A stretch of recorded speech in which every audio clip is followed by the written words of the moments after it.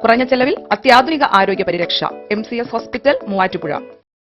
Kerala state കർഷക തൊഴിലാളി ഫെഡറേഷന്റെ കോതമംഗലം മണ്ഡലം കൺവെൻഷൻ നടന്നു.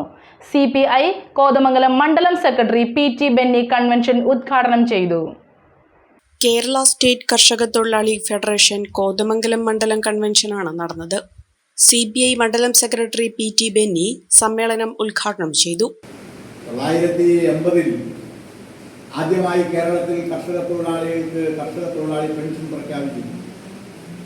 മാനാരുടെ ഗവൺമെന്റ്, LDF ഗവൺമെന്റ്. അന്നത്തെ കർഷക തൊഴിലാളി പെൻഷൻ എത്രയായിരുന്നു അറിയോ? 45 രൂപ. പ്രതിമാസം 45 രൂപ കർഷക തൊഴിലാളി പെൻഷൻ. അന്ന് പ്രതിപക്ഷ നേതാവാണ് കരുണാകരൻ പറഞ്ഞു ഇത് ദൂർത്താണ്.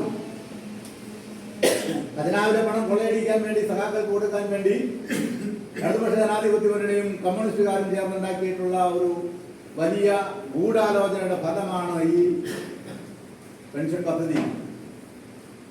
കാരണം ഇത് ഖജനാവിലെ പണം ദൂർത്തടിക്കലാണ്.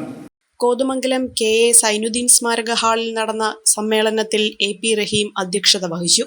സംസ്ഥാന കമ്മിറ്റി അംഗം MP Santhosh, PM Sivan, MS George, MS Aliyar, Prajesh Pakkatt, MN Ramanan എന്നിവർ പങ്കെടുത്തു. സമ്മേളനത്തിൽ AP റഹീം, ഏലിയാസ് കീരമ്പാറ, PM ശിവൻ, പ്രജേഷ് പാക്കാട്ട്, AA രമണൻ എന്നിവരുൾപ്പെടെ 15 അംഗ കമ്മിറ്റിയെയും തിരഞ്ഞെടുത്തു.